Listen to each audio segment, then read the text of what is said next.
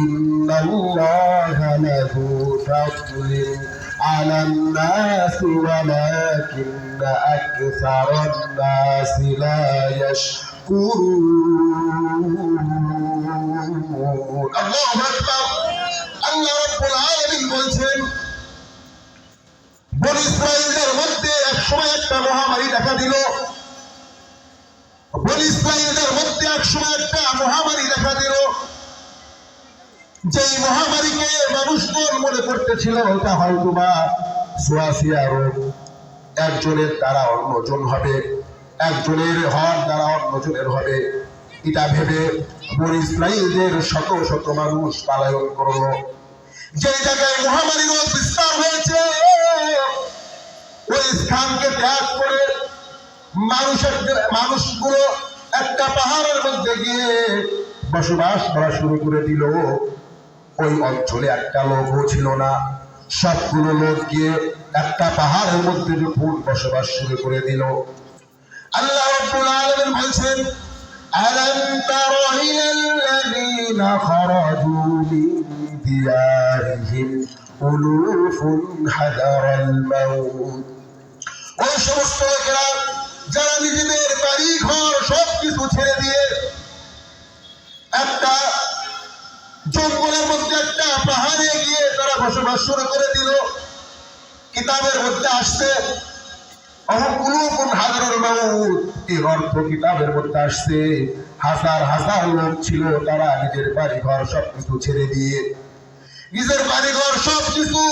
দিয়ে তারা পাহাড়ে গিয়ে যখন বসবাস করা শুরু করে দিল, আল্লাহ রাব্বুল আলামিন তাদের উদ্দেশ্য করে বলল যে তোমরা মনে করেছ এই মৃত্যু থেকে পলায়ন করতে যাচ্ছ, এই মহামারীর কারণে আমি আল্লাহ যাদেরকে মৃত্যু দান করছি তাদের এই কারণেই তাদের মৃত্যু হবে, এটা আমি লিখে রেখেছি।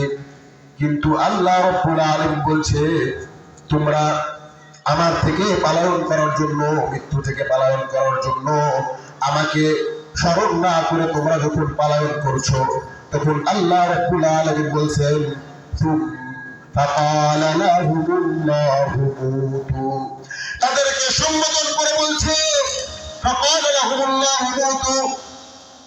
এই কথা বলার সঙ্গে সঙ্গে হাজার হাজার মানুষ ওই পাহাড়ের মধ্যে যারা গিয়েছিল, যারা নিজেদের বাড়ি ঘরকে ছেড়ে দিয়ে, যারা নিজেদের স্থানকে ছেড়ে দিয়ে একটা পাহাড়ে গিয়ে বসবাস করা শুরু করে দিল, আল্লাহ রাব্বুল আলামিন তাদের উদ্দেশ্য করে তাদের লক্ষ্য করে বললেন ফাকালা লাহুমুল্লাহু মুতু। এই বলার সঙ্গে সঙ্গে তারা সকলেই মারা গেল।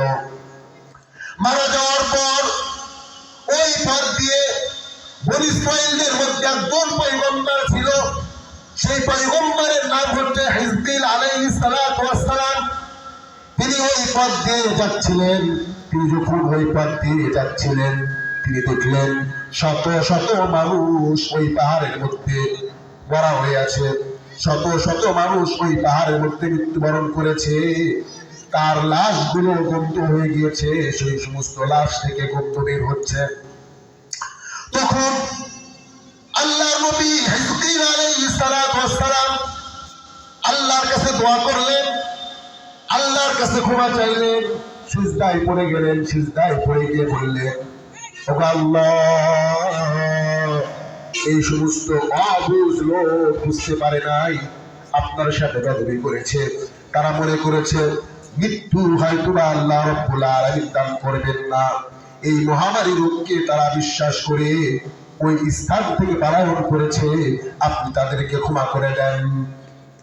যখন হিজকিল পয়গম্বর আলাইহিস সালাতু ওয়াস সালাম এই দোয়া করলেন, যেহেতু তিনি নবী ছিলেন, নবী থাকার কারণে আল্লাহ রাব্বুল আলামিন তার দোয়াকে কবুল আর মঞ্জুর করে নিলেন। তার দোয়াকে যখন কবুল আর মঞ্জুর করে নিলেন, আল্লাহ রাব্বুল আলামিন এরপরে বলছেন সুম্মা আহইয়াহু, এরপরে আল্লাহ রাব্বুল আলামিন ওই সমস্ত মানুষগুলোকে আবার জীবিত করে দিয়েছেন। সুবহানাল্লাহ।